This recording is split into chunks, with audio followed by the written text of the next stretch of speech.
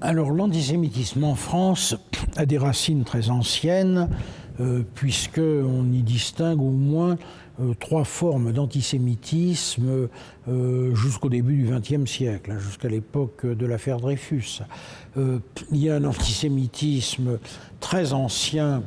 qui est un antisémitisme chrétien, qui présente le peuple juif comme le peuple déicide, et par conséquent dont il faut largement se méfier, et qui constitue en quelque sorte une altérité par rapport à une société chrétienne. Il y a, à partir en particulier du XIXe siècle, un antisémitisme d'extrême gauche, celui de Thusnel par exemple, qui représente les Juifs comme des capitalistes, tout le monde étant en quelque sorte Rothschild ou lié à Rothschild. Et par conséquent, l'anticapitalisme de l'extrême gauche française fait que les Juifs sont considérés comme ayant partie liée avec le capitalisme et par conséquent à combattre, et on en trouve des preuves qui font froid dans le dos, d'ailleurs chez Proudhon par exemple, qui déclare qu'il faut les brûler. Et puis on voit apparaître à la fin du XIXe siècle un antisémitisme lié au succès, aux avancées qu'a connu la biologie au cours de la fin du XIXe siècle, et qui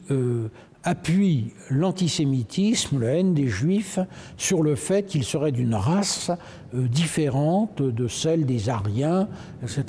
Donc ces trois antisémitismes, on les voit se coaguler à l'époque de l'affaire Dreyfus et donner lieu effectivement à une campagne d'une extrême violence contre les Juifs, contre le syndicat juif, dont Dreyfus serait l'exemple, et on voit un homme aussi cultivé et intelligent que l'écrivain Maurice Barrès pouvoir déclarer que Dreyfus soit coupable, je le déduis de sa race. Donc une race de traîtres systématiquement. Alors, cet antisémitisme-là, il est en partie vaincu par les républicains avec la fin de l'affaire Dreyfus, mais il reste limité dans des milieux d'extrême droite ou d'extrême gauche, d'ailleurs les deux, dans des milieux extrémistes en tout cas, et il reparaît au début du XXe siècle, il reparaît après la Première Guerre mondiale, et il va connaître en France un essor très important en trois étapes. Alors que les années 20, on n'a vu en France, après la Première Guerre mondiale, qu'un antisémitisme limité à des groupes comme l'Action française, par exemple, à partir du début des années 30, on voit se développer un antisémitisme beaucoup plus large. La première étape, la première phase de ce développement de l'antisémitisme, c'est l'arrivée au pouvoir de Hitler et la politique antisémite qu'il mène en Allemagne, et du coup, dont une partie de l'extrême droite, mais parfois suivie par une partie de la droite, déclare qu'au fond, c'est une politique qu'il faudrait appliquer en France, écarter les Juifs de la vie économique, des emplois publics, etc. La deuxième étape, c'est l'arrivée au pouvoir de Léon Blum et le Front populaire. La France, comme disait Xavier Vallat, est désormais dirigée par un Juif, et par conséquent, autour de lui, l'Action française dénombre les noms de ses conseillers juifs ou des ministres juifs ou supposés juifs. Je pense par exemple à Jean Zay,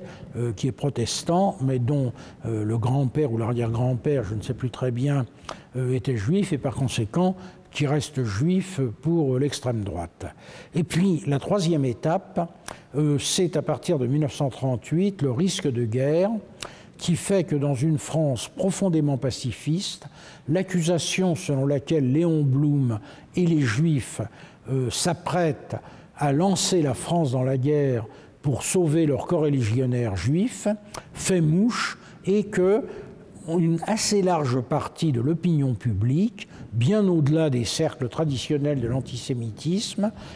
adhère désormais à l'antisémitisme et considère qu'il faut se maintenir des Juifs, les tenir en lisière, etc. Le sommet sera évidemment atteint avec le régime de Vichy, qui édicte 2 statuts des Juifs, l'un dès octobre 1940, l'autre en 1941, qui font au fond des Juifs des citoyens de seconde zone, puisque un certain nombre d'entre eux vont perdre les plus récemment naturalisés vont perdre leur nationalité française, que les Juifs sont interdits de tout emploi public, qu'on les écarte des professions qui les mettent en rapport avec le public, l'enseignement par exemple, le cinéma, la radio, etc. Donc les Juifs sont en quelque sorte mis au banc de la société française par le régime de Vichy. Et on sait que si l'inspirateur, c'est le Raphaël Alibert, conseiller de Pétain, Pétain a largement participé à la rédaction du statut des Juifs. Donc cet antisémitisme-là, il est assez largement frappé par la découverte des camps de concentration qui fait que l'antisémitisme, pendant d'assez longues années, est tabou en France. Et puis, on le voit renaître progressivement à l'occasion du conflit israélo-arabe et du fait que les Juifs sont supposés avoir pris le parti d'Israël dans ce conflit, y compris quand ils vivent dans les pays étrangers. Et alors on voit à la fois une résurgence de l'ancien antisémitisme, du côté de l'extrême droite intégriste catholique, ce sont de petits groupes qui reviennent à l'antisémitisme, du côté d'une partie de l'extrême gauche qui, pour prendre le parti des Palestiniens, considère qu'il faut lutter contre les Juifs qui soutiennent les Israéliens, et puis un antisémitisme nouveau qui est en particulier celui d'une partie du monde musulman qui vit en France, puisqu'il y a désormais en France plusieurs millions de musulmans, et une minorité d'entre eux est très violemment antisémite, et toute une série de phénomènes, de scandales, d'attaques ces dernières années ont montré qu'il était extrêmement vivace, même s'il est là aussi largement minoritaire.